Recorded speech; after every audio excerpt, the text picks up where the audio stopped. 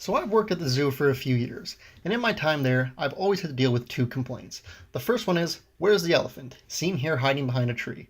To deal with that problem, I just radio the elephant shift, ask where she is, pass that on to the customers, bing bang boom, problem solved. The second one has to do with this sign. Now, while people don't hate this sign, they do hate the fact that the zoo is constantly under construction, and it has been for the past few years. The first thing we built was a new entrance plaza.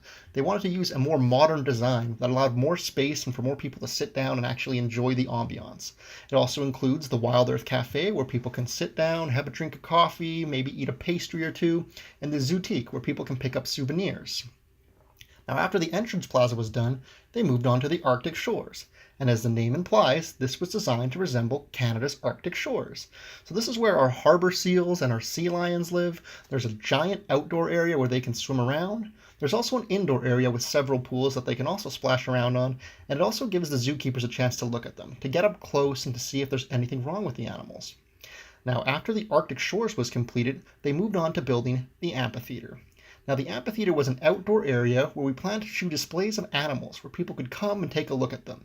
So here we have people from the West Edmonton Mall bringing a guest to the zoo. Little Deo, a small penguin who was a visitor for one day. Here he is on his cuteness little glory, look at him all up close. And here he is being scolded because he was refusing to leave the zoo. Now, after the amphitheater was constructed, the big plan was to build the urban farm. Now, this one, I get why people were upset. It took a long time to build, and at times it seemed like the progress was going very slow. Very, very, very, very slow. But after years of waiting, it's finally done. So as the name implies, the urban farm is designed to teach people about farming in Alberta because it's an important part of our community and it's an important part of our economy, so we felt that people needed to learn more about it. So here at the zoo, we've included some interactive displays that people can go to. For example, we have a milking one. It's designed to teach people about how cow milk is produced, where it comes from, how it's made. We actually have a plastic model of a cow that people can go up to, they can take a seat in, they can use the synthetic udders to actually squeeze out milk and see what it's like. And we feel like these hands-on experience are a better way of teaching people than just talking about it or showing them a video, because when you actually have the hands-on experience, you get a chance to learn and actually feel what it's like to be a farmer. I mean, obviously it's not as hard as being a real farmer, but it's the next best thing. Now, the thing with our previous urban farm is that it wasn't quite big enough for the animals. We wanted more. We wanted more space for them. We wanted them to be able to enjoy it more.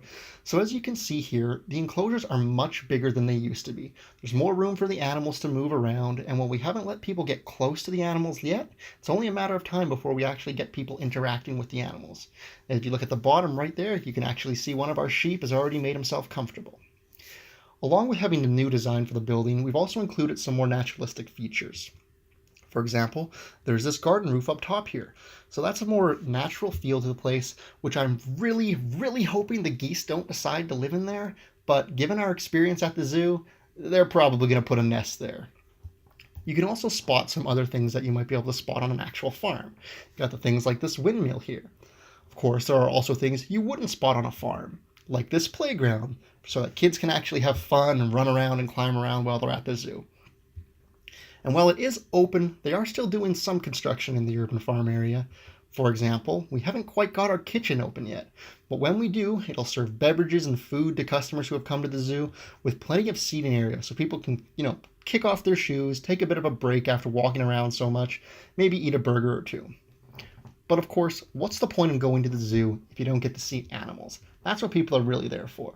And of course, at the zoo, we always want to make sure people see the most animals possible.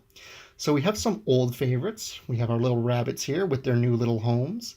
We have things like the roosters and the chickens, the horses. As you can see here, another sheep a little up close. And our newest addition to the zoo, the miniature pigs. Now here's a picture of them hiding in the hay, which isn't quite as exciting, so I made sure I got a good picture for you guys. So here's an up-close picture of Hamlet and Ophelia, our two newest additions.